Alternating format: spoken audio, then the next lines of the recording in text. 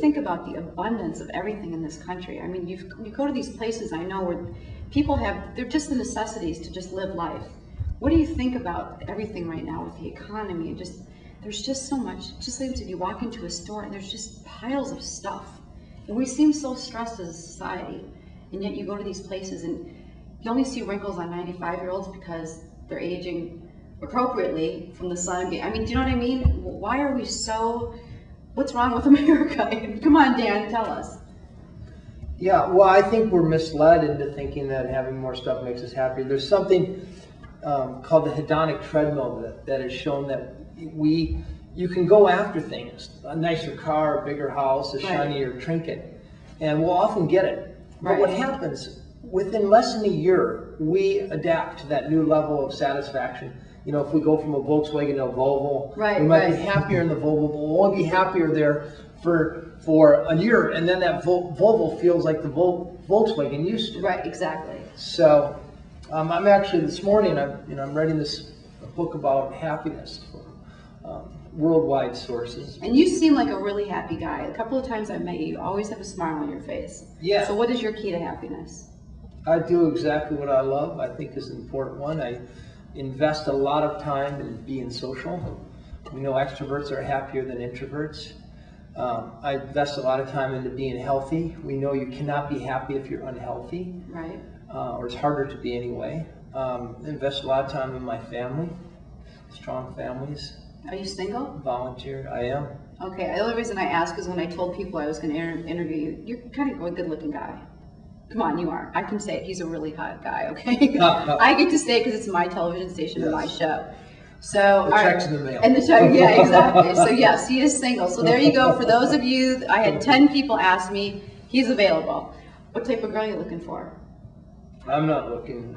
If it happens, it happens, right? It happens, yes. All right. And then one last question. When you travel, most people that travel out have one thing that they take with them, just for like a little security. So I want to know, what does Dan Buettner take with him on all of his travels?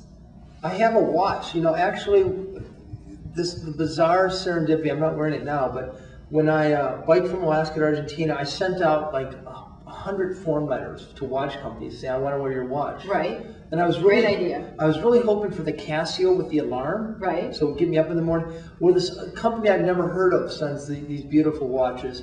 And I looked at it, it was big and clunky. I threw it in the drawer, my junk drawer. And it sat there for 3 years until I saw people in New York were all wearing this big clunky watch. So I go in my bottom junk drawer, and here was a Rolex. Oh, are you kidding me? They sent me a Rolex. So now once I know it was a Rolex, now I wear it in all my You really do? You travel in a Rolex watch? Yeah. That's interesting. Yeah, it's a steel Rolex. You know, it looks tough and exploratory. Yeah.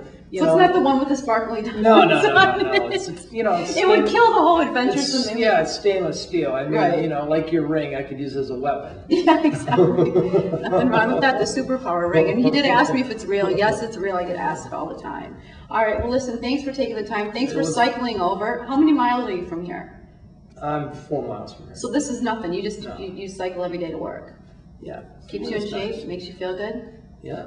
All right. Wave at my friend. Oh, I know that. Oh, I do. That's funny. I have one last question, and that is this: what's the one thing in everybody's diet that they absolutely should have, without? I mean, meat, vegetables. What's the one thing that you think that to keep people feeling young and vital? Nuts. Nuts is it? Yes. Any particular almonds, cashews? No, you should not focus on one. You should mix it up, because if I tell you to eat raw almonds, which may be really good for you, you'll do it for a month, you'll be sick of them. Right. So mixing it up with sunflower seeds and peanuts and almonds and cashews. We know that people who eat nuts live 2 to 3 years longer than people who don't eat nuts at all. Wow, that's a lot of So a can of nuts. All right, for an extra 2 to 3 years, you heard it from the man himself. Dan Buettner says eat nuts. Okay. Thanks, Dan. Yeah, thank you. Nice to meet you.